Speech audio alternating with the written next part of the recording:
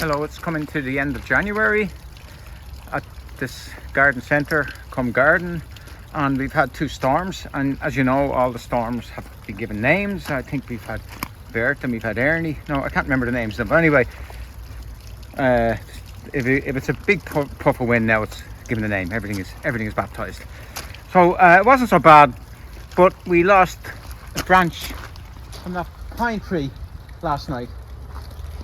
We had a strong westerly wind. The previous night we had a very strong southerly wind, and we lost a few bits. Now luckily there's a eucalyptus there it had a very, very tight fork, and they're very dangerous. A very tight fork, a very narrow fork, and I happened to cut it away just last week, and I reckon that would have ended up in the house. Just total fluke, so I was lucky. And similar eucalyptus over there had the same fork and snapped off 2 days ago in the storm, so I was lucky. What we're doing here,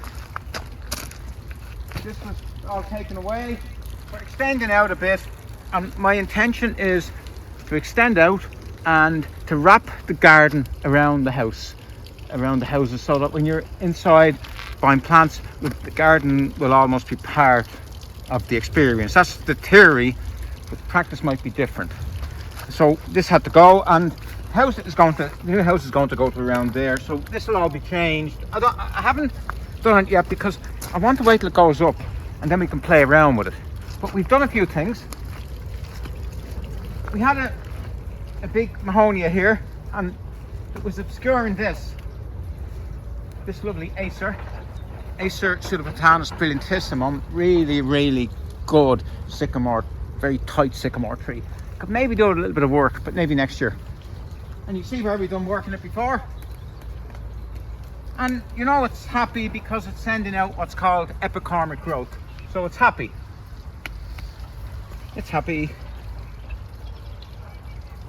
And we had one, this one was already here. I moved one from the back and I moved one from there, so we've three of them now, and that's going to be kind of a windbreak, the south wind.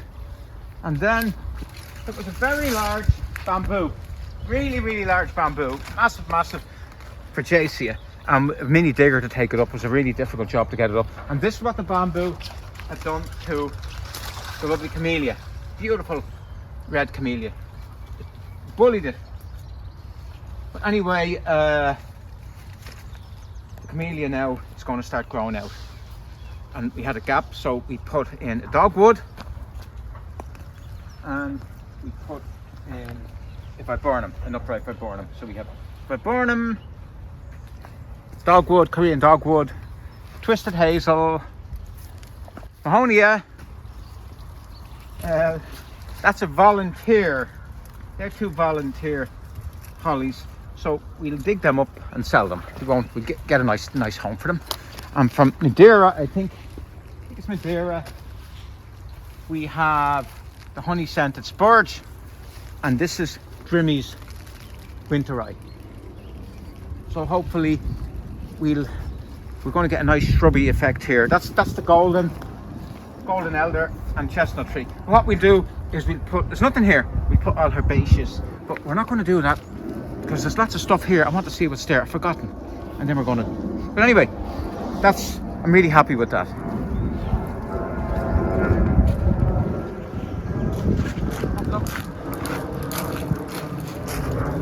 Lovely Acer griseum. Now we might have to remove a branch here, give that more space, but we don't know. We'll wait and see.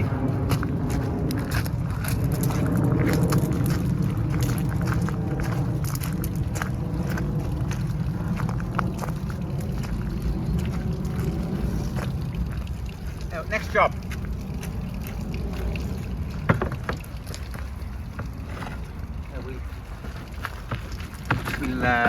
Where do we go?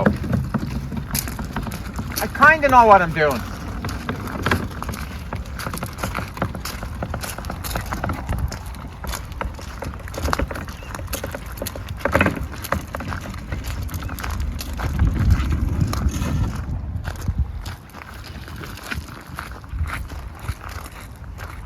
This is our pond, and it needs a good going over this year. Next May, April or May, we'll have to get in and take a lot of the water lily up. It's just too much. The entire fence blew down 2 days ago, so we had to put that back up. We took bamboo from here, so now when we're here we get a view. It's spoiling the view. And that's an Acer called Biho. Look what it's grown for. It's lovely golden stems. So this is big dark leafed Cotinus Grace, and we'll have this here. And this is for winter. This is for winter effect. And look, we have another Acer here I planted. One of the snake barks. But look at the lovely red stems. So that's a job to be done. I'll do it now. No. Maybe yes. Yes, no.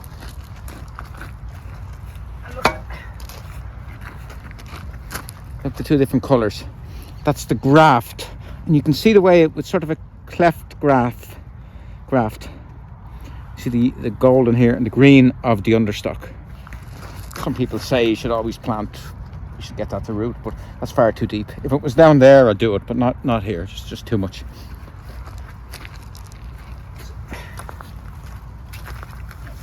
Blue, what's here?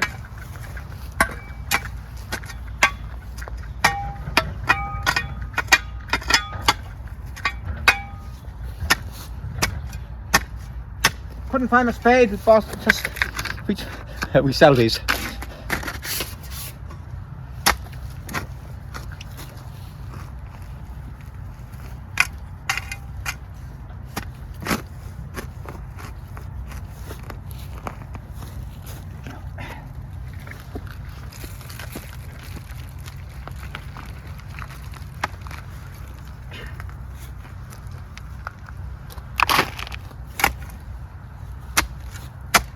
Always hit the same spot. Easy.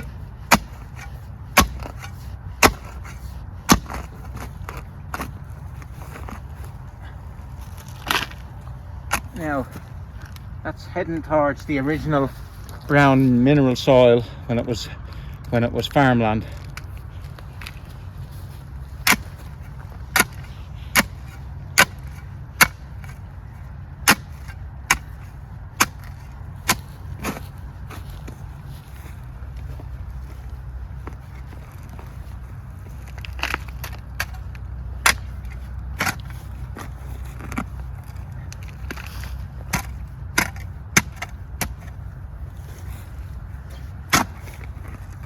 And make sure the base of it is not glazed. There's sort of a little bit of crumbly stuff at the base. See? Yeah. That's it. And here's another trick.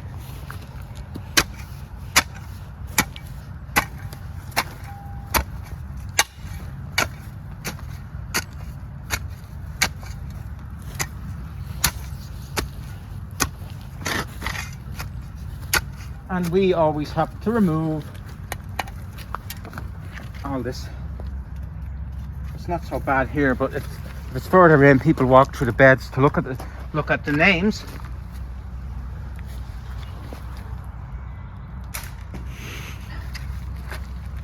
There we go. That's it. And then make it look as if there was nothing ever planted here. That was always here, Your Honour. Would it need a little stake? Maybe a little bamboo cane.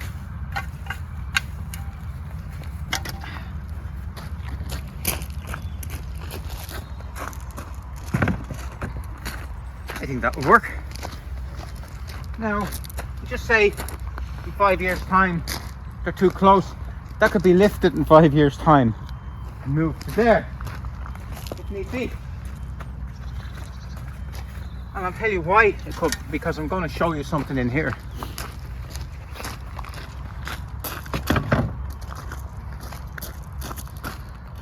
Oh, Acer Bihu.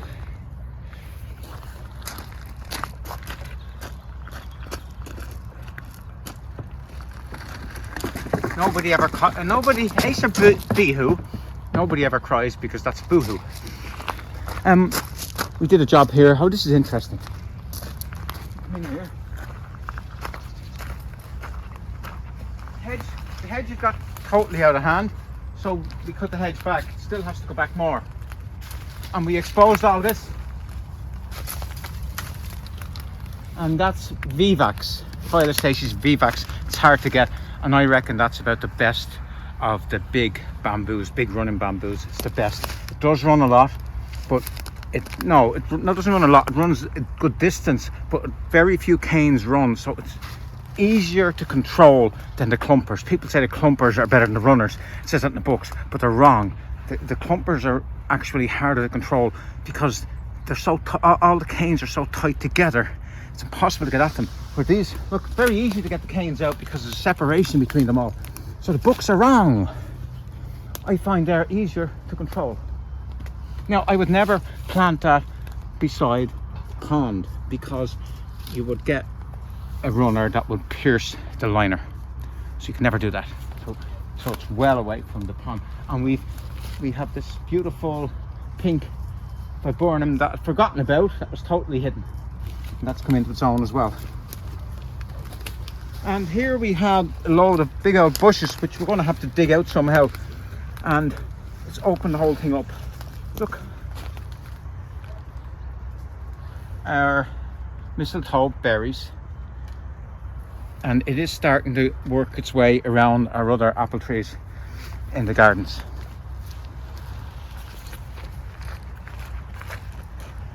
And we'll finish off two things. By the way, if you're into flower arranging, Danae racemosa, it's a member of the same family as asparagus. It's kind of the lily family, but it's really, really good for flower arranging. North facing, very, very lovely. Very hard to get.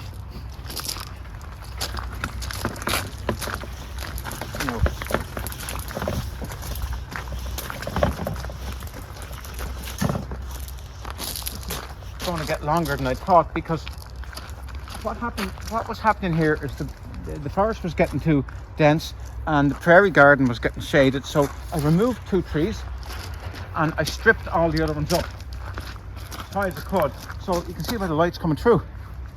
And then we took away a big load of hydrangea that was there, but it was called Mouillere, but the problem was it never really flowered. It was just a load of foliage. It was very susceptible to the late frost, so we got rid, and I moved that from somewhere else.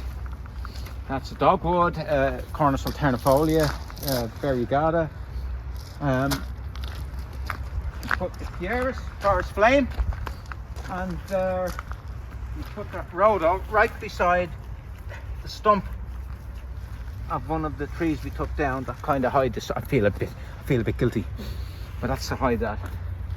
So that's going to grow. This one here, forest flame, that height, that width, rhodo was going to grow like this. So we'd have the nice effect. And when we removed the hydrangea growing, we found we had this. We'd forgotten about this. That lovely Mahonia there, completely lost. And look at that, we never saw that. Lovely Camellia that's just about to flower. So sometimes it's good to get rid of stuff.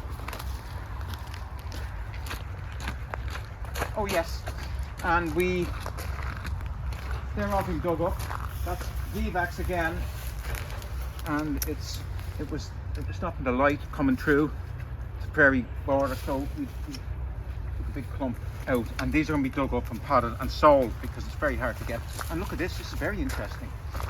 Some of the canes are reverting back to green, and that's the natural form, and I actually think they're nicer. Anyway, highly recommend it. So that's that, and we finish off around here. And I've done no work. Have I done any work? A little bit.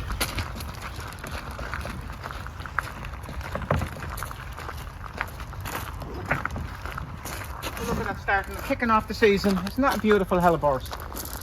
What's it called? Winter's moonbeam. I think it's called moonbeam.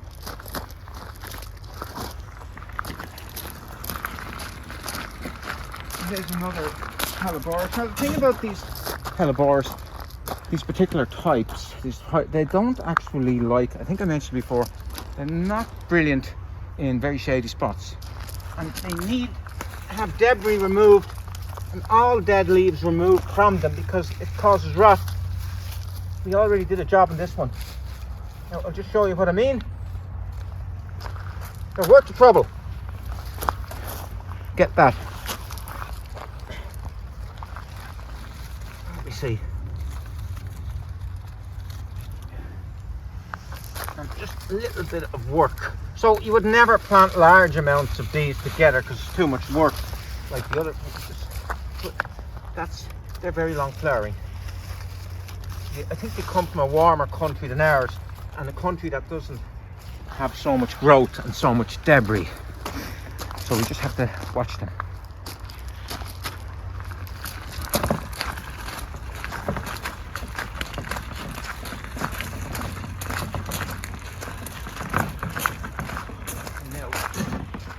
Interesting here,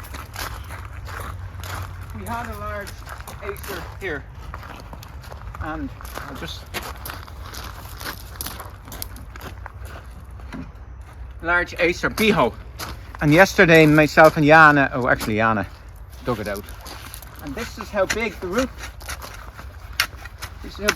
was. The root ball that we got was that size, and we had to drag it across there and replant it. It just didn't work here because the yellow of the stem looked dirty and dull against this beautiful that one was called Betula Alba Sinensis Fascination, beautiful pinky stem, and I stripped it up this morning to let the light in to the prairie garden. So we moved that, and we dragged it over here. And it's funny, myself and Johanna, it was too heavy for us. So I went in to the garden centre to get one of the lads to help us, and there was a landscaper I know buying plants, so I dragged him out. And he gave us a hand, he was great, Sean. And we put it here, and it's against dark yew hedge. So if you look from here, it shines out, completely changed. And then we plant stuff around that. And what else? Oh yes.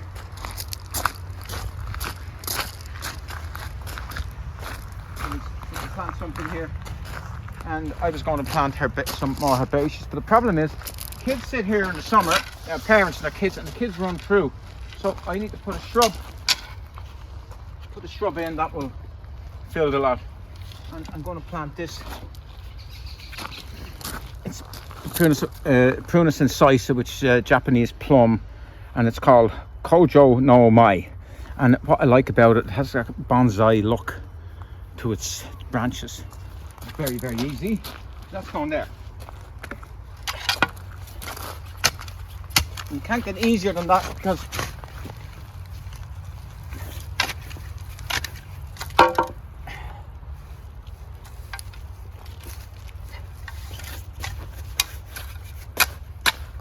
that's it. And that to fill all that gap in. And let me see, let's finish off. Oh yes. Kind of gone a bit off a lot of the Frigaceae bamboos, because I find after 8 or 9 years they do need a lot of work, and it's kind of almost digger work, mini digger work. This one here, an exception. I really like this because it's very vertical. I was going to remove it, and then I changed my mind. And this is what I'm doing in future. We have it.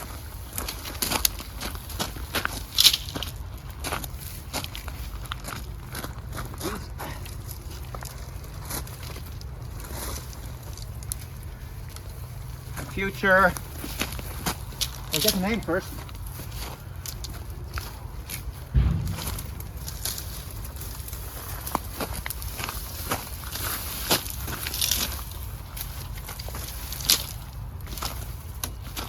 I have the name in here.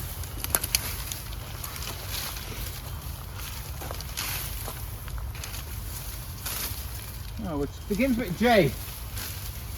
It's Jujo or Jiu-Jitsu or some name like that. But the thing about it is very, very vertical. Oh, sorry, yeah, very vertical. And it's the one Variegata I'd recommend. And what I've decided to do, I don't know whether this will work, but this is what I've started doing. Going in with this chainsaw.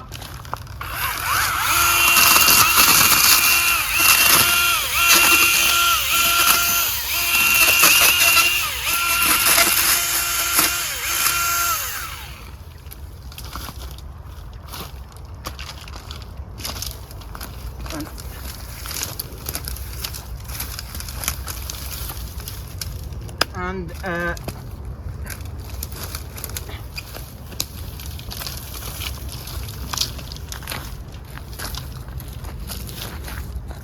take a few more from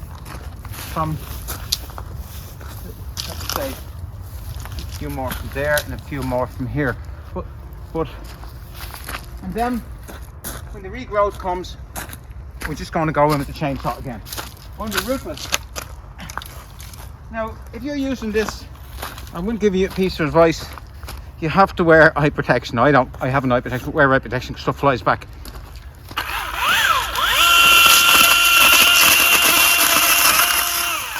And the chap said to me, I don't mind damaging my eye, but it's the queuing up for 6 hours in the eye in their hospital to get seen to.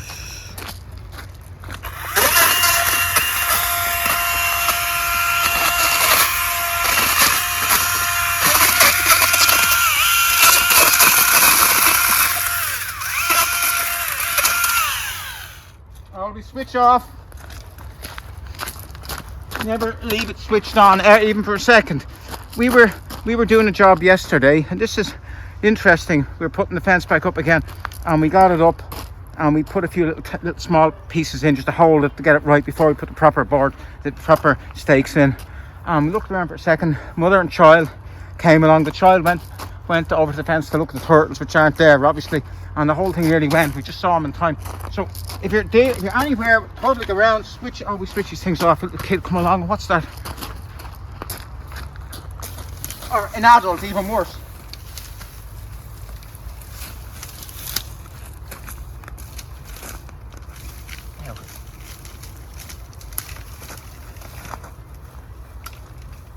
Now, I probably by right, you should get a strong mat axe and take out, but it's just too much work. We're going to just do this lazy man's way and see does it work.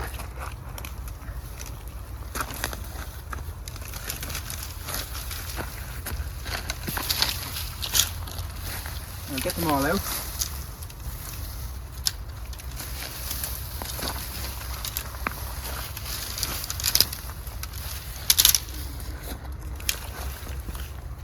See how we're fixed.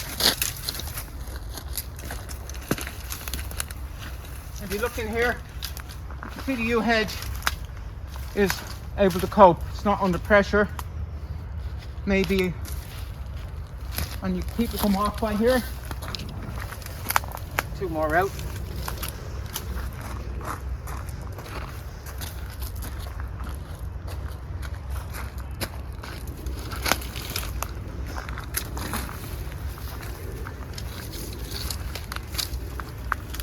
That's it.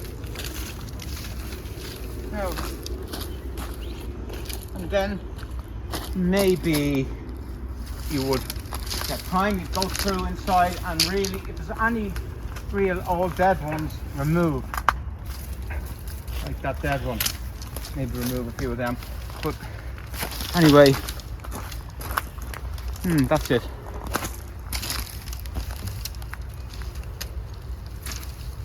And that's all we're going to do with this bamboo Oh, that's all we're going to do with this bamboo.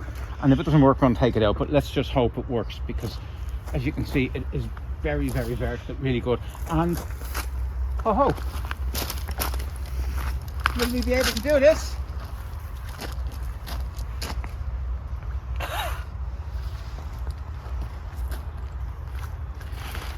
Will we?